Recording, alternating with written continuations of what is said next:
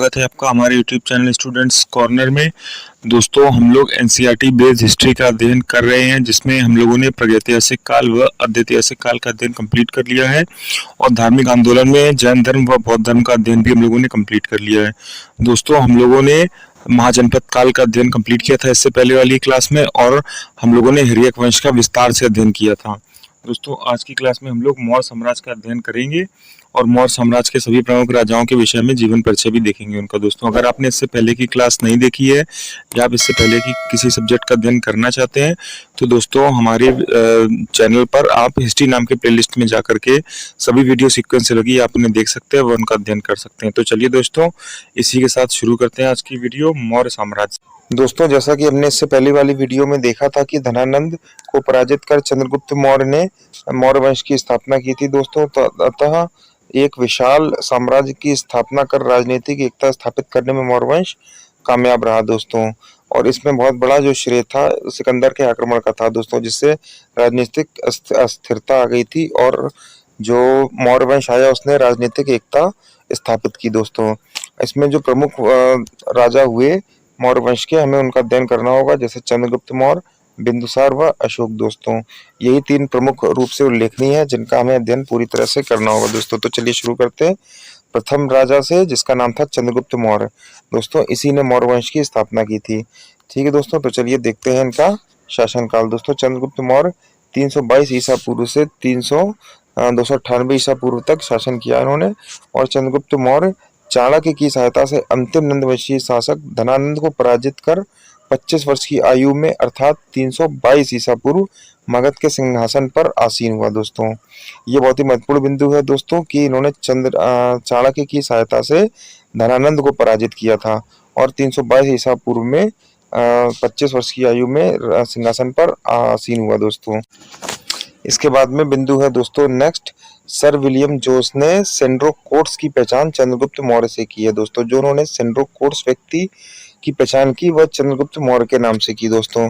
ठीक है, इसी में दोस्तों नेक्स्ट बिंदु है हमारा कि चंद्रगुप्त का जो प्राचीनतम अभिलेख है, जिसका प्राचीनतम नाम का जो अभिलेख मिलता है वह साक्ष्य हमें रुद्र दामन का जूनागढ़ अभिलेख से प्राप्त होता है। ठीक है, इसी अभिलेख से चंद्रगुप्त का जो सही नाम है वो हमें ज्ञात होता है। यह प्रथम साक्ष्य है दोस्तों। चंद्रगुप्त मौर्य ने व्यापक विजय करके प्रथम अखिल भारतीय साम्राज्य की स्थापना की थी। इन्होंने काफी क्षेत्र जो अपना था वह युद्ध में जीता था दोस्तों। अच्छा, इन्हें कहा जा सकता है कि अखिल भारतीय की जो स्थापना की थी साम्राज्य की, वह इन्होंने व्यापक विजय करके की थी दोस्तों। चंद्रगुप्त मौर्य ने तत्कालीन यूनानी शासक सेल्यूकस निकेटर को पराजित किया था। यह दोस्तों सिकंदर का सेनापति था जिसे चंद्रगुप्त मौर्य ने हराया था दोस्तों युद्ध में। इसके बाद में नेक्स्ट बिंदु है दोस्तों, सेल्यूकस ने मेगास्थनीज को अपने राजदूत के रूप में चंद्रगुप्त मौर्य के दरबार में भेजा था दोस्तों। यह बहुत ही महत्वपूर्ण दार्शनिक था दोस्तों मेगास्थनीज। इसने अपनी एक पुस्तिका इंडिका भी लिखी है, जिसका हम लोग आगे भी अध्ययन करेंगे दोस्तों। परंतु इसको याद रखेंगे कि मेगास्थनीज ने इंडिका नामक पुस्तक लिखी थी, जो सेल्यूकस निकेटस जो सिकंदर का सेनापति था उसका राजदूत था दोस्तों।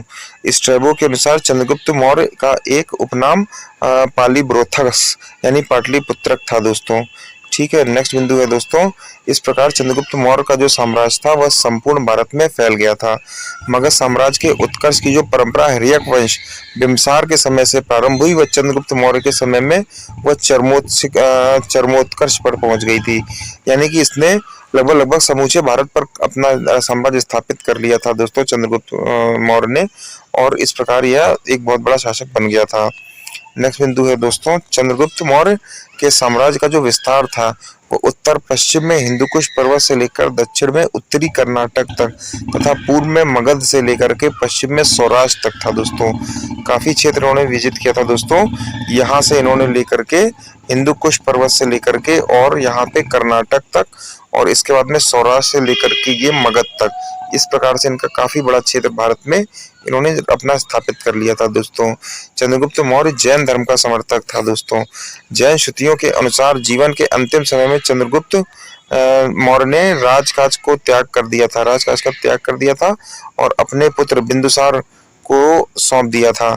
जैन आचार्य भद्रबाहु, नाम याद रखेंगे दोस्तों, भद्रबाहु से शिष्यत्व ग्रहण प्राप्त कर, यानी कि इनको अपना गुरु मान लिया था और श्रवणबेलगोला मैसूर में जो स्थित है श्रवणबेलगोला चला गया था तथा चंद्रगिरी पहाड़ी पर काया क्लेश या संलेखना विधि द्वारा 297 ईसा पूर्व में प्राण त्याग दिए थे। संलेखना विधि जिसका हम लोगों ने अध्ययन जैन धर्म में किया था दोस्तों, उस विधि पद्धति द्वारा इसने अपने प्राण त्यागे थे चंद्रगुप्त मौर्य ने और चंद्रगिरी पहाड़ी पर। ठीक है दोस्तों, तो ये हमने देखा चंद्रगुप्त मौर्य का उत्थान और उनकी मृत्यु। नेक्स्ट बिंदु दोस्तों है हमारा इसके बाद में सेल्यूकस से युद्ध। इस दोस्तों यह बहुत ही महत्वपूर्ण युद्ध था जो चंद्रगुप्त मौर्य ने सेल्यूकस यानी कि सिकंदर के उससे सेनापति से युद्ध किया था दोस्तों। देखते हैं दोस्तों, सिकंदर की मृत्यु के पश्चात सेल्यूकस बेबीलोन का राजा बन गया था। यानी कि जब सिकंदर की मृत्यु हुई तो उस समय बेबीलोन में सेल्यूकस ने अपने आप को राजा घोषित कर लिया था। बैक्टीरिया विजय के बाद उसके मन में सिकंदर के भारत विजय के अधूरे सपने काम को पूरा करने की लालसा उत्पन्न हुई। यानी कि सिकंदर जो व्यास नदी से भारत तक आया था, व्यास नदी से वापस लौट गया था, तो उसके मन में पूरे भारत पर विजय करने की लालसा उत्पन्न हुई। इस प्रकार से वह भारत वापस आया। फलस्वरूप काबुल के मार्ग से वह होते हुए सिंधु नदी की ओर बढ़ा। उसने सिंधु नदी पार की तथा चंद्रगुप्त की सेना से उसका सामना हुआ। परंतु जो पहले था दोस्तों, भारत कई भागों में विभाजित था और धनानंद जैसे राजा हुआ करते थे जो अधिक कर वसूल करके जनता का शोषण करते थे। तो जनता में उनके लिए प्रेम भावना ना होकर के हीन भावना थी। तो सेना भी उनके लिए बहुत खास कोई प्रभाव से उनके लिए लड़ती नहीं थी। अतः कई राज्यों में विभक्त होने के कारण भी जो सिकंदर था उसको जीत करने में बहुत ही आसानी हुई। परंतु जब सेल्यूकस आया भारत में तो भारत एक बहुत बड़ा अखिल भारतीय राज्य बन चुका था और सभी प्रमुख जो राज्य थे वह चंद्रगुप्त मौर्य के पास थे। तो उन्होंने मिल करके इस सेल्यूकस निकेटस का सामना किया और उसे बहुत बुरी तरह से हरा दिया दोस्तों। तो इस प्रकार से सेल्यूकस निकेटस की हार हुई और प्रथम चंद्रगुप्त परंतु चंद्रगुप्त द्वारा पराजित हुआ, मतलब वह पराजित हो गया था। 303 ईसा पूर्व में चंद्रगुप्त मौर्य और सेल्यूकस के बीच संधि हुई। मतलब युद्ध जो हुआ 302 तक हुआ और 303 यानी कि लगभग 1 साल के मध्य युद्ध हुआ, परंतु जो संधि इनकी हुई वह 303 ईसा पूर्व में हुई थी दोस्तों। इसके बाद में इस संधि में क्या था दोस्तों, इस पर भी हमें देखना होगा। इस संधि के फलस्वरूप सेल्यूकस ने अपनी जो पुत्री थी हेलेना उसका विवाह चंद्रगुप्त मौर्य से कर दिया दोस्तों। तो इस प्रकार से चंद्रगुप्त मौर्य ने यह सेल्यूकस निकेटस को हराया और उसकी पुत्री हेलेना से भी विवाह कर लिया दोस्तों। नेक्स्ट बिंदु है दोस्तों, इस वैवाहिक संबंध का जो विस्तृत उल्लेख है वह केवल एपियानस में मिलता है दोस्तों। यह एक प्रथम अंतर्राष्ट्रीय विवाह था। इससे पहले इतने बड़े स्तर पर विवाह देखने को हमें नहीं मिलता है दोस्तों। प्लूटार्क के अनुसार चंद्रगुप्त मौर्य ने भी सेल्यूकस को 500 हाथी उपहार में दिए थे। कोई बड़ी बात नहीं है दोस्तों, अगर किसी राजा को भारतीय राजा हराता है वह उसकी पुत्री से विवाह करता है तो 500 हाथी तो उपहार में दे ही सकता है दोस्तों। इसके बाद में सेल्यूकस ने चंद्रगुप्त मौर्य को दहेज में 4 राज्य भी प्रदान किए। इतना 500 हाथी देने के बाद उससे ज्यादा तो उसे राज्य मिल गए थे। 4 राज्य उसे प्राप्त हुए थे दहेज के रूप में, जिसमें से पहला था हेरात जिसे एरिया उस समय कहते थे। नेक्स्ट है दोस्तों अराकोशिया जिसे कंधार कहते थे। इसके बाद में नेक्स्ट है जेड्रोशिया जिसे मकराना तट कहते थे, मतलब आज के समय मकराना तट। नेक्स्ट है दोस्तों पेरिपेनिशदाई जो इसे काबुल आज के समय में कहते हैं, काबुल वाला क्षेत्र। इस प्रकार से ये 4 क्षेत्र यानी कि 4 राज्य सेल्यूकस निकेटस ने चंद्रगुप्त मौर्य को दहेज स्वरूप प्रदान किए थे दोस्तों। सेल्यूकस ने अपने एक राजदूत मेगस्थनीज को चंद्रगुप्त के दरबार में भेजा था। ये दोस्तों इसका हम लोग अध्ययन कर चुके हैं। इसकी बुक है जो इंडिका, उसका हम लोग अध्ययन आगे करेंगे। तो इस प्रकार से ये चंद्रगुप्त मौर्य का जो साम्राज्य था वह बहुत विस्तार हुआ उसका, और उसके जो पीछे प्रमुख रूप से जो हाथ था इस बड़े से राज्य को स्थापित करने में सहयोग के रूप में वो कौटिल्य यानी कि चाणक्य का था दोस्तों। इसके बाद में दोस्तों इसका जो पुत्र बिंबिसार वह राजा बना, इसके बारे में हम लोग अध्ययन करेंगे दोस्तों। बिंबिसार चंद्रगुप्त मौर्य एवं दुर्धरा, इसकी माता का नाम दुर्धरा था, का पुत्र था दोस्तों। पैदा होने पर इसके मस्तक पर एक बिंदु था, इसलिए इसका नाम बिंदुसार पड़ा दोस्तों। इसके बाद में यह सिजेरियन पद्धति से पैदा होने वाला पहला शासक था दोस्तों। ठीक है, तो यह भी याद रखेंगे कि यह सिजेरियन तकनीक से पैदा होने वाला पहला शासक था जिसका नाम बिंदुसार था दोस्तों। इसका जो शासन काल है वह 298 ईसा पूर्व से 273 ईसा पूर्व है दोस्तों। ठीक है, तो इसने इतने वर्ष यहाँ पे शासन किया मगध में दोस्तों। नेक्स्ट बिंदु है दोस्तों, यूनानियों ने इसे अमित्रचेत व अमित्रघात कहा है। इसका अर्थ है शत्रुओं का नाश करने वाला। परिशिष्ट पर्व में बिंदुसार की माता का नाम दुर्धरा जैन परंपरा के अनुसार मिलता है दोस्तों। नेक्स्ट बिंदु है दोस्तों जैन ग्रंथ सिंहसेन यानी कि सिंहासन कहा गया है दोस्तों। नेक्स्ट बिंदु है दोस्तों यूनानी लेख एथनेसियस। एथनेसियस एक यूनानी लेख था दोस्तों। उसके अनुसार बिंदुसार के मैत्रीपूर्ण पत्र व्यवहार में सीरिया के शासक एंटियोकस फर्स्ट ने से 3 वस्तुएं मीठी मदिरा, सूखी अंजीर व एक सोफिस्ट यानी कि दार्शनिक की मांग की गई।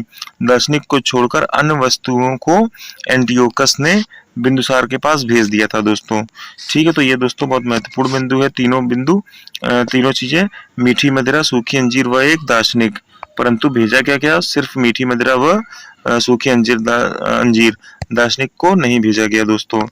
नेक्स्ट बिंदु है कि बिंदुसार ने सुदूरवर्ती दक्षिण भारतीय क्षेत्रों को भी जीतकर मगध साम्राज्य में सम्मिलित कर लिया था दोस्तों। जैसा कि हमने पहले देखा, अभी इससे पहले अध्ययन किया दोस्तों कि जो चंद्रगुप्त मौर्य था दोस्तों, उसने भारत के कर्नाटक से लेकर सौराष्ट्र तक का जो क्षेत्र था वह जीत लिया था दोस्तों, परंतु जो दक्षिण भारत था वह भी अभी जीता नहीं जा सका था। तो बिंदुसार ने क्या किया, ये दक्षिण भारत का क्षेत्र जीतकर मगध साम्राज्य में मिला लिया था दोस्तों। इसके बाद में नेक्स्ट बिंदु है दोस्तों सीरिया शासक एंटियोकस फर्स्ट ने डायमेकस नाम का व्यक्ति को बिंदुसार के राजदरबार में राजदूत के रूप में नियुक्त किया था दोस्तों। डायमेकस को राजदूत बना करके भेजा था सीरिया शासक एंटियोकस ने। नेक्स्ट है दोस्तों इसका बिंदु कि मिस्र शासक, जिस प्रकार से सीरिया के शासक एंटियोकस ने भेजा, उसी प्रकार से मिस्र के शासक फिलाडेल्फस टॉमली द्वितीय ने डियानिसियस को भेजा था, जो मिस्र राजदूत के रूप में राजदरबार में नियुक्त हुआ। इसके बाद में दोस्तों नेक्स्ट बिंदु है दिव्यावदान में उल्लेखित आजीवक संप्रदाय के पिंगल वत्स यानी कि जो ज्योतिषा शास्त्र पिंगल वत्स से बिंदुसार के अच्छे संबंध थे दोस्तों। इसके बाद में नेक्स्ट बिंदु देखते हैं दोस्तों बिंदुसार की मंत्री परिषद सबसे बड़ी मंत्री परिषद थी, उसमें 500 सदस्य थे दोस्तों। इसके प्रमुख जो होते थे सदस्यों के, उसे खल्लाटक कहते थे दोस्तों। इस प्रकार से इसने बहुत बड़ी मंत्री परिषद का गठन कर रखा था दोस्तों बिंदुसार ने। बिंदुसार की जो मृत्यु हुई वह 273 ईसा पूर्व के लगभग हुई थी दोस्तों। इस प्रकार से हम लोगों ने 2 महत्वपूर्ण राजाओं का अध्ययन किया, पहला है चंद्रगुप्त मौर्य व दूसरा है बिंदुसार दोस्तों। दोनों का हम लोगों ने अध्ययन कर दिया। इसके बाद में आएगा दोस्तों अशोक, सम्राट अशोक। यह बहुत ही बड़ा टॉपिक है सम्राट अशोक, इसको हम लोग नेक्स्ट वीडियो में कवर करेंगे दोस्तों, और इसका अध्ययन हमें बहुत अच्छे से करना होगा सम्राट अशोक का। ठीक है दोस्तों, तो चलिए मिलते हैं नेक्स्ट वीडियो में। और अगर आप इस वीडियो की PDF डाउनलोड करना चाहते हैं या इससे पहले की क्लास अटेंड करना चाहते हैं, तो हमारे चैनल की प्लेलिस्ट में जाकर के हिस्ट्री नाम के फोल्डर में आप सभी वीडियो देख सकते हैं। वह PDF डाउनलोड करने के लिए हमारा टेलीग्राम चैनल ज्वाइन कर सकते हैं, और उसमें सभी हमारी PDF डली हुई है, इसकी व इससे पहले वाली वीडियो की आप वहाँ से जाके डाउनलोड कर सकते हैं दोस्तों। तो चलिए मिलते हैं नेक्स्ट क्लास में दोस्तों, धन्यवाद।